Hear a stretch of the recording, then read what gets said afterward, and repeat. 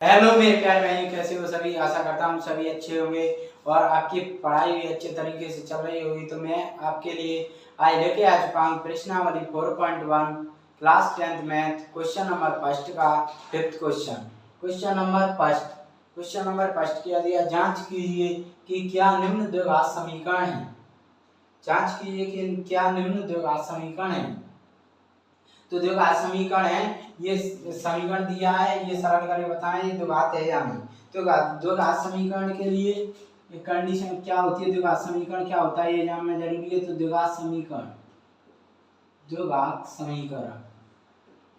समीकरण क्या होता है, ax² plus bx plus c equal to 0 और यहाँ पे a का मान 0 नहीं होना चाहिए। a is not equal to 0, a का मान 0 नहीं होना चाहिए और a b c यहाँ पे वास्तविक संख्या है। ठीक है, तो ऐसा समीकरण बनेगा तो द्विघात समीकरण है। इसमें जिसकी घात 2 होनी चाहिए समीकरण ये सॉल्व करके बनेगा और इक्वल टू में 0 होना चाहिए और प्लस प्लस प्लस इससे कोई मतलब नहीं है, यहाँ पे माइनस चिन्हों से कोई मतलब नहीं है। ठीक है, तो मेरे भाई अब सॉल्व करें तो लिखेंगे हल में क्या लिखेंगे, दिया है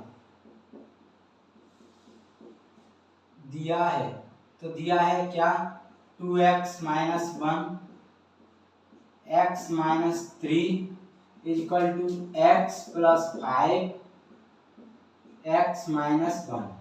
तो अब इसे सॉल्व करेंगे तो इसका गुणा 2x से करेंगे तो कितना हो जाएगा,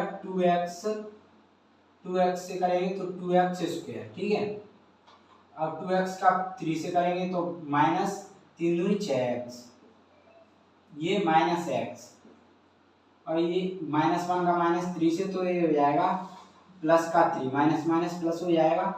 एक का करेंगे तो माइनस माइनस प्लस 3 कम 3। अब इधर करेंगे तो x का x² माइनस x 1 से करेंगे प्लस 5x माइनस 5 का करेंगे -5।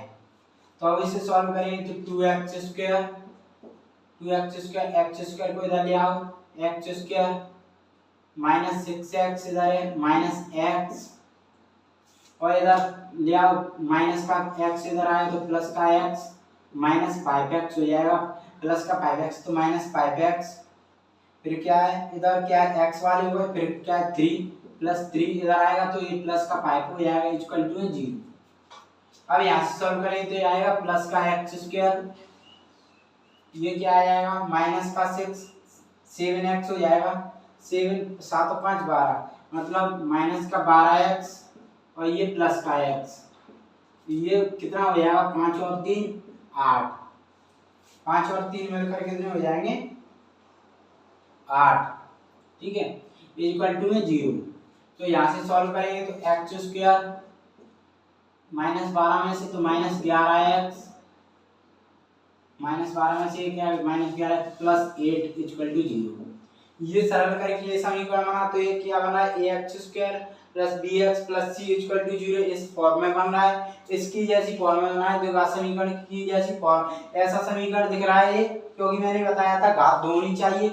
पहली बात तो ध्यान रखना a का मान 0 नहीं होना चाहिए। तो यहाँ पर देखो a का मान 0 नहीं है 1 है। ठीक है, तो ये हमारा द्विघात समीकरण। दूसरी बात घात 2 होनी चाहिए, घात 2 होगी तभी a का मान आएगा। तो a का मान 0 नहीं होना चाहिए, वो तो तब आएगा जब घात 2 होगी। तो घात 2 तो यहाँ पे क्या है, अगर ऐसा होता x² माइनस x तो ये प्लस का माइनस का कट जाता तो क्या 0 हो जाती। तो घात 0 मतलब a का मान 0 होगा तो क्या है, तो घात समीकरण नहीं होगा, a का मान 0 नहीं होना चाहिए।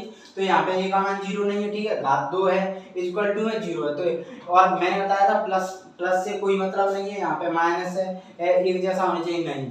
ठीक है, तो ये ऐसा इस प्रकार का लगा है तो कह देंगे तो लिख सकते हैं, अतः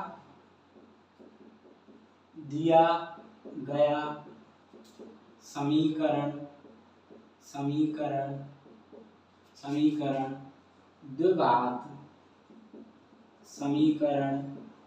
द्विघात समीकरण दिया गया समीकरण द्विघात समीकरण ax² plus bx plus c equal to 0 के प्रकार का है। ये इस प्रकार का है, ठीक है। तो कह देंगे तब दिया गया उक्त समीकरण, दिया गया उक्त समीकरण द्विघात समीकरण होगा। तब दिया गया समीकरण द्विघात समीकरण होगा, ठीक है। ये द्विघात समीकरण हो गया। तो मेरे भाइयों वीडियो समझ में आई होगी, क्वेश्चन समझ में आया तो वीडियो को लाइक करना, शेयर करना और वीडियो पर कमेंट करना और चैनल को सब्सक्राइब करना ना भूलना। धन्यवाद।